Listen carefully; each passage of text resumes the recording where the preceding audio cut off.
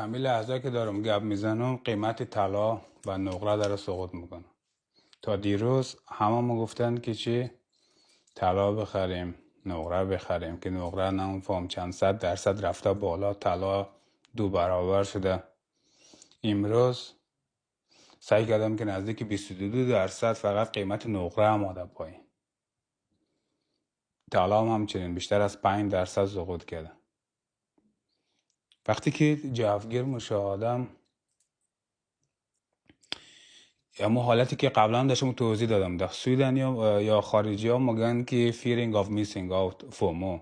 ما شما در زبان خودمون خود میگیم یک حسی بعضی موقع آدم پیش میاد وقتی میبینه که دیگرها در یک معامله فایده کرده، بازار یک چیزی فرق نمیکنه طلا، نقره، سهام یا هر چیز دیگه بالا رفته، باز مو پیش خود میگیم خب همه خوردن ما از جا ماندم.